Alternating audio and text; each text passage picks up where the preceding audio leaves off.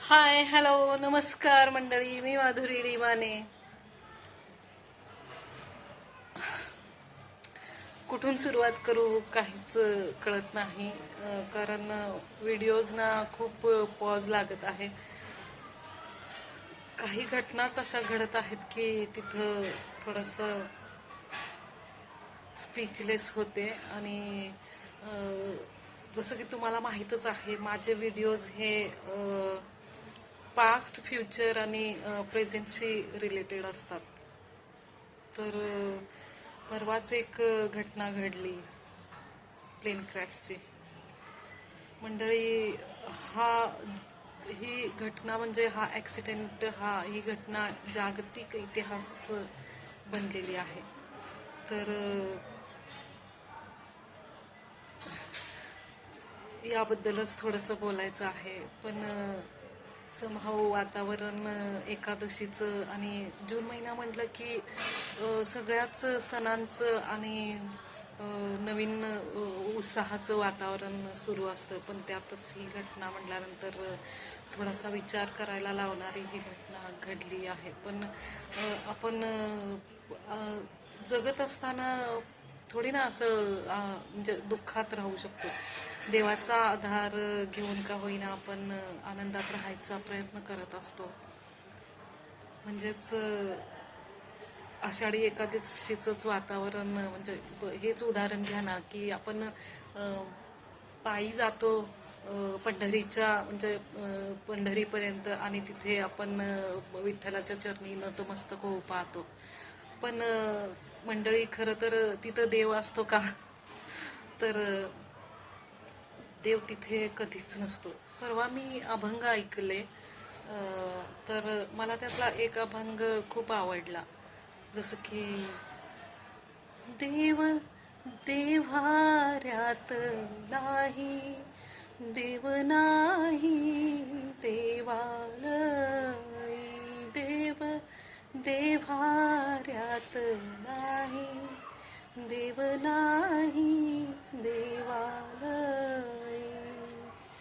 देव चोरून नेईल अशी कोणाची पुण्याई.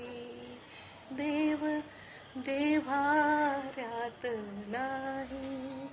मंडळी, या अभंगामध्ये तुम्ही पुढची जर कडवी ऐकलात तर तुम्हाला कळेल की हा अभंग, या अभंगामध्ये असं सांगितलेलं आहे की देव हा देव्हाऱ्यात किंवा तीर्थक्षेत्रात किंवा मूर्तीमध्ये नाही, तर देव हा तुम्हामध्येच आहे.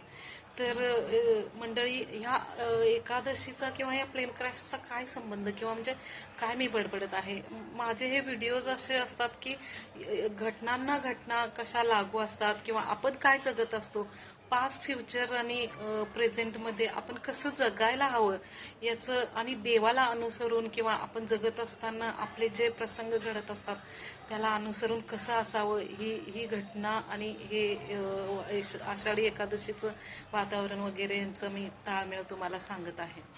तर मंडळी, देव हा देव्हाऱ्यात नसतो, कधीच नसतो. तर त्याचं मूर्तिमंत उदाहरण म्हणजे सुमित सब्रवाल. मंडळी, एक एक मिनिट आणि एक एक सेकंदाचा विचार करत असताना या व्यक्तीने जे प्लेन क्रॅश केलं ती जागा देखील त्यांनी निवडून, म्हणजे जीवितहानी जास्त न होऊ देणं हाच त्याच्या मनात विचार, मरत असतानाही हाच विचार त्याच्या मनात मंडळी दिसत होता. तर प्लेन क्रॅश जिथं केलं तिथं बिल्डिंग बघून प्लेन क्रॅश केलेला आहे, जेणेकरून प्लेन तिथे अडकून बसेल आणि जास्त जीवितहानी होणार नाही. तर मंडळी, मरत असताना एवढा विचार करणं म्हणजेच या माणसामध्ये देव आहे की नाही हे तुम्हीच ठरवायचंय. मला हेच सांगायचंय की आपला देव हा माणसामध्येच असतो. आणि दुसरीकडे जर उदाहरण घेतलं तर देव हा माणसामध्ये आहे की नाही हे तुम्हीच ठरवायचंय. एअर इंडियामध्ये काम करत असणारे कर्मचारी, अगदी आत्ता घटना घडलेली आहे आणि हे कर्मचारी पार्टी करत आहेत. तर प्रेझेंट म्हणजे हा प्रेझेंट आहे. हा असा असतो का प्रेझेंट? अशी घटना, जागतिक इतिहास बनणारी घटना घडली आणि ही मंडळी पार्टी करत असतात आणि पार्टी करतायत तर ते दिसून येतंय. तर मंडळी, मरताना मरणारा काय विचार करतो आणि जगत असताना आपण काय विचार करत जगत आहे याचं हे मूर्तिमंत उदाहरण जस्ट तुम्हाला पटवून द्यायचा प्रयत्न केलेला आहे मी. आय डोंट नो तुम्हाला कितपत पटलेलं आहे.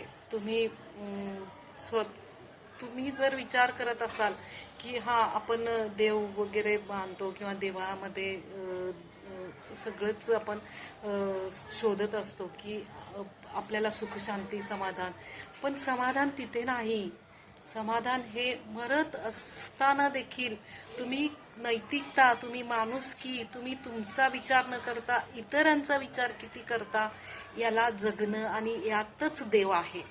तर मंडळी, थोडंसं जगत असताना ऑर्डिनरी नाही, थोडंसं अगदी किंचित सुमित सब्रेवालनी जसं 3-3 एक सेकंदाचा विचार केला तसं तुम्ही एक सेकंदाचा विचार करून अगदी थोडंसं एक्स्ट्रॉर्डिनरी जगणं यालाच देव पण म्हणतात.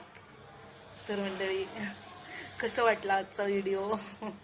थोडा जास्त वेळ घेतलेला आहे, पण ठीक आहे. सगळं म्हणजे समजावून सांगायचं म्हटलं तर थोडा वेळ लागणारच ना. तर मंडळी, रजा घेते. तुम्ही जगत असताना कसं जगायचं आहे आणि देव कुठं शोधायचं आहे, जगताना एक सेकंद कसा आपण मार्गी लावायचं आहे हे आपल्या हातात असतं. जय हिंद, जय भारत. देव देव्हाऱ्यात नाही, देव नाही देवान